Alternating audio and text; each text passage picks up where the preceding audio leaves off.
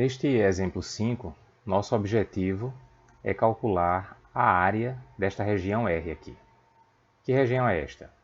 Aqui nós temos o gráfico da função f de x igual a raiz de x, então, portanto, esta é a curva y igual a raiz de x, certo? E aí, esta região é a região delimitada pela curva y igual a raiz de x, pelo eixo x, que é a linha y igual a zero, certo?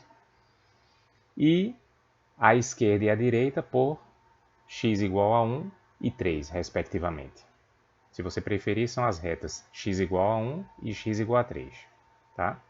Então, isso delimita esta curva, o eixo x e estas duas linhas verticais, determina essa região R. O nosso objetivo aqui é calcular a área dessa região R. O que é um problema porque o contorno aqui é curvo, certo? Qual é a nossa estratégia? A essa altura, gente, você já pode ter percebido qual é a estratégia geral no cálculo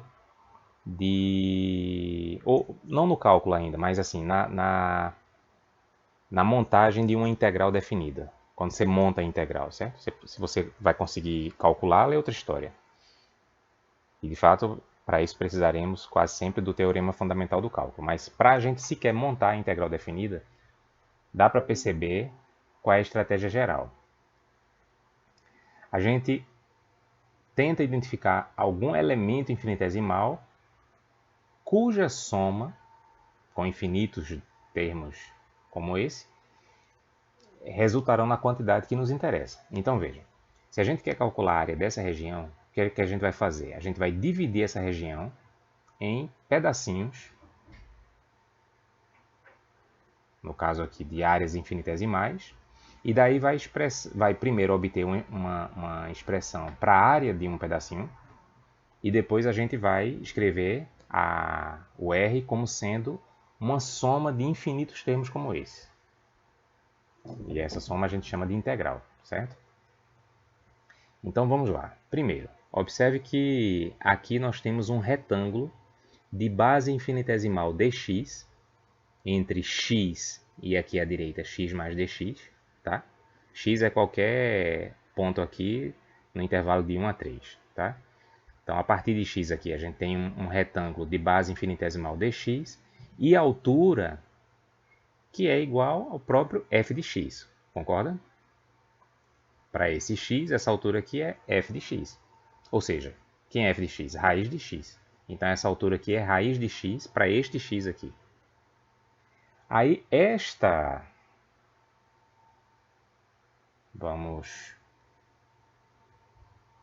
este retângulo aqui, ó, ele tem a área infinitesimal dA igual a base vezes altura. Então, dx, f de x, ou altura vezes base, tanto faz, né? F de x, dx.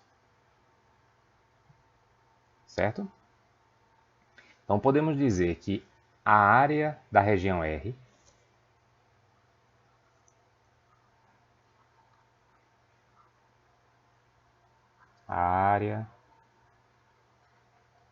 da região R A vai ser a integral de dA quando o x vai de 1 a 3.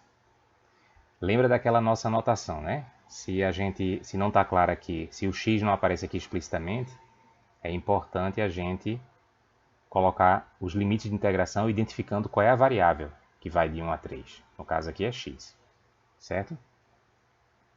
Mas aí o dA é f de x dx. Então essa área é a integral de f de x dx com x, agora explícita, né, a variável de integração, de 1 indo de 1 a 3.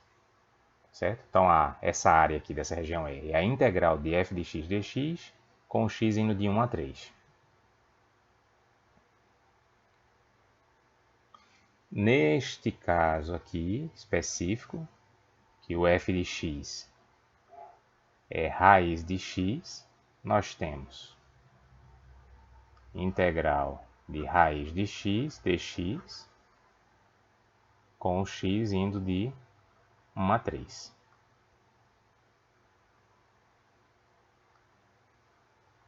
Mas aí surge o mesmo problema de sempre. A gente ainda não sabe como efetuar uma soma desse tipo, ou seja, como calcular uma integral. Precisaremos do teorema fundamental do cálculo, que estudaremos na seção 6.2. Tá? Bom, mas ainda tem essa terceira figura aqui, e o que é que ela nos diz? Ela nos diz que, por trás desse processo aqui, de a gente considerar aqui como elemento de área um retângulo de base infinitesimal dx e altura h, nós temos um limite, né? Ou seja, não dá para preencher essa região com retângulos, mas no limite em que o número de retângulos usados tende a infinito, a área total dos retângulos tende à área da região de interesse. Porque esses pedacinhos que faltam aqui, ó, essa área total desses pedacinhos que faltam vai tendendo a zero quando o número de retângulos usados tende a infinito.